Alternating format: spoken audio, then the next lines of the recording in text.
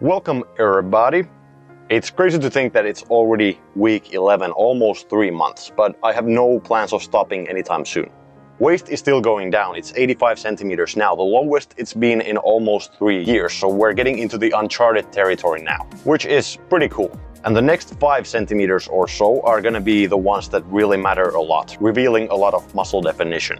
My calories were similarly high this week as the previous one, but I only lost 0.4 kilos of weight this time. A slow week in terms of weight loss after the previous strong one.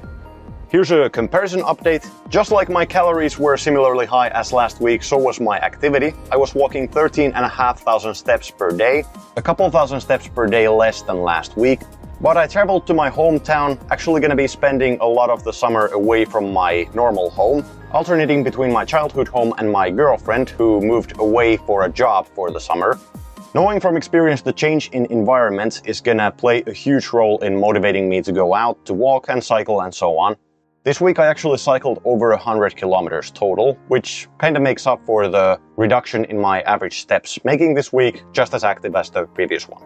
We'll see if I can keep this up. Or if I even want to keep this up. At some point I do want to start focusing more on my lower body in the gym, and that requires me to stop doing so much cardio and walking outside of the gym. This week's heavy 1-rep lifts felt similarly tough to the previous week. Still only squatted 160 kilos, overhead press 72.5 kilos, actually failed my first attempt, wasn't leaning backwards enough. Then I went up 2.5 kilos on the bench press because it went pretty well last week, lifting 127.5 kilos. And on deadlift, after 190 kilos moved pretty fast, I went for 200 kilos. Kinda had to grind this one, but it moved decently well, even though my face got red in the process. I will be putting out a more comprehensive training update either next week or the week after that when I peak and hopefully hit some new PRs again. They better be PRs at least in terms of body weight to strength ratios.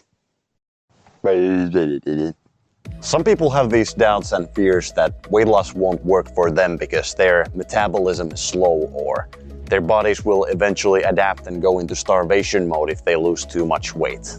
This will not happen. Just like a car cannot be driven without using fuel, your body cannot function or move without expending energy, what we like to measure in calories. And while a car can be turned off, your body can't, at least not without you dying. So just existing will burn some calories. It takes a ton of energy just to keep the lights on in your body, to keep your body temperature high enough, to keep your blood circulating, to keep your brain and nervous system functioning, and to keep your cells growing. It is close to impossible for a 200-pound person walking 10,000 steps a day and working out 3 times per week to burn less than 2,000 calories per day.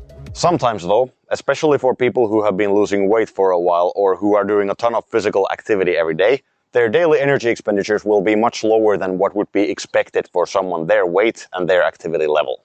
This is called metabolic adaptation, and it is a real thing, but it is important to realize that it's not some invisible magic that just happens and you can't do anything about it.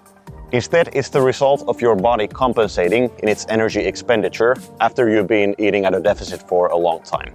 After a while, your body realizes that, hey, we are slowly dying. You start feeling tired and out of energy. You're not motivated to exercise or train anymore, and thus you burn less calories overall. Some people's bodies will do this faster than others. Some people's bodies will do this sooner than others, but it'll happen to everyone at some point. This can happen in conscious and unconscious ways. For example, whereas you used to walk a lot or take the stairs, now you're driving a car or a bicycle everywhere and you're not taking the stairs anymore, you're taking the elevator, and you're generally just not exercising as much anymore. This can also happen in sort of unconscious ways. Throughout the day, you can fidget less, you can talk with a quieter voice and with less body language, and you can sit more slumped than before, for example. This kind of unconscious stuff can add up to a couple hundred calories each day, and stuff like walking, or the lack of it, can add up to over 1,000 calories per day, explaining much of the metabolic difference between people. Now, the best way to fight against metabolic adaptation by far is to track all of your activity. You should track your steps and try to get the same amount of steps every week. You can get one of these trackers for probably 50 euros, and it'll be just as good as a more expensive one. In addition, you should have the same amount of workouts every week with roughly the same effort put into each one. and be generally similarly active from week to week. This should cover all of your most important bases. Note that metabolic adaptation still wants to happen as your weight loss progresses further and further, basically making you lazier and making you have to force activity more and more as the weeks go on. If you're losing weight slower than you think you should, it's because you're either eating too much or not being active enough. Metabolic adaptation is one of the two main things contributing to something called diet fatigue, basically how fed up you get with dieting as time goes on. The other one being food restriction. You have to fight against your cravings all the time, you have to restrict your calories and think about what you eat constantly, and you have to be mindful of social events and how you eat at those. At certain social events, if you don't eat like a pig, people will look at you weird and think you are weird. And is there anything worse in the world than people thinking you are different? And if you do decide to eat like everyone else, you will be stressed out about it, thinking that now I have to be more active. God damn it, now I have to eat less tomorrow. Or fuck, my weight loss progress will slow down now. So it's a lose-lose scenario either way. Now, by far the best way to avoid this is to not have any friends or anyone who cares about you. Seeing progress in your weight loss, starting to look better and starting to feel better, can pretty much negate much of your diet fatigue, especially early on for the first few months. But eventually, diet fatigue will catch up to everyone, and you have to take at least a small diet break. If you are serious about weight loss and you're feeling completely sick of it, I would tell you to just keep going. Maybe you're just having an off week, maybe you're stressed out, fatigued, and thus your appetite is higher, you're feeling hungrier, you're looking for comfort from food. I would say just try to remember why you're doing it, try to find your reason, try different routines, different habits, try to build them up, try to find something interesting to do, and see if it gets better. If you have already been losing weight for a while and you have been feeling completely fatigued from weight loss for several weeks in a row, then I would say it's time to take a diet break.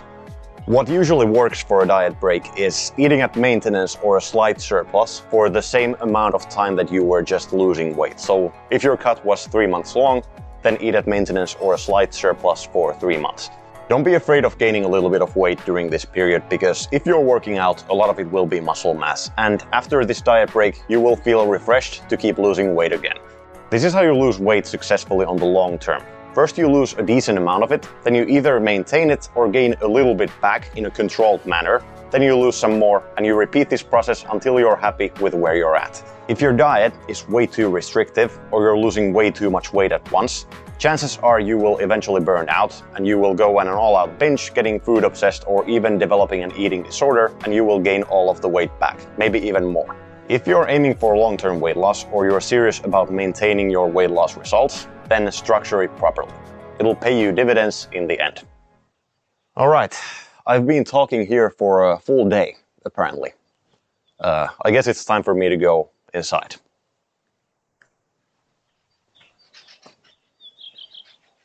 Thank you for watching, and I will see you again next week.